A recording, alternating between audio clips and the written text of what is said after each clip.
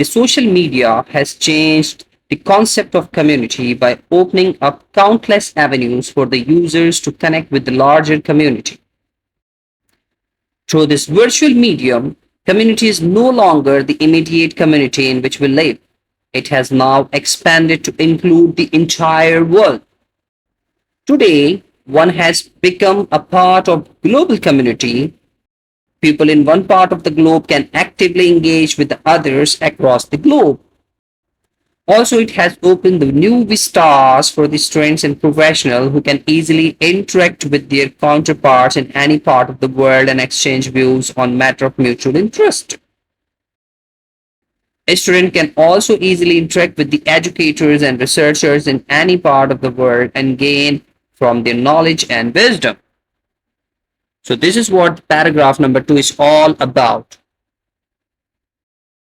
تو شروع کرتے ہیں. سوشل میڈیا نے کمیونٹی کے کانسیپٹ کو بالکل بدل کر رکھ دیا ہے اور یوزرز کے لیے نئے نئے طریقے ایجاد کر کے رکھے ہیں کہ وہ پوری دنیا کے ساتھ بڑی کمیونٹی کے ساتھ کس طرح سے انٹریکٹ کر سکتا ہے.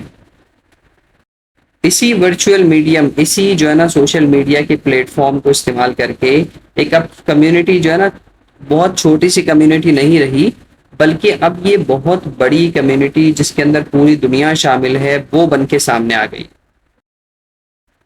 آج ایک شخص اس پوری بڑی کمیونٹی کا جو ہے نا ایک پارٹ ہے.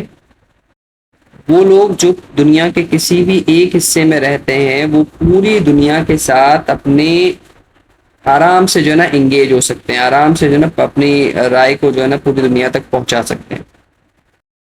اچھا، سوشل میڈیا نے جو ہے نا بہت زیادہ وسائل پیدا کیے اسٹوڈینٹس کے لیے بھی، پروفیشنلز کے لیے بھی، کہ اب یہ دونوں طرح کے طبقات جو ہے اپنے اپنی فیلڈز کے اندر اپنے کاؤنٹر پارٹ سے ایزیلی کنیکٹ ہو سکتے ہیں اور اپنی جو ہے انفارمیشن کو شیئر بھی کر سکتے ہیں اور آرام سے اپنی نالج کو بھی حاصل کر سکتے ہیں.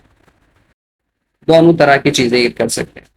اسٹوڈینٹس ایجوکیشن کو حاصل کر سکتے ہیں، ریسرچرز سے جو ہے نا پوری دنیا کے اندر کہیں پہ بھی ایجوکیٹرز ہو، ریسرچرز ہو، ان سے وہ ایجوکیشن کو لے سکتے ہیں، ان سے وہ ان کی ذہانت کے اعتبار سے چیزوں کو ڈسکس کر سکتے ہیں.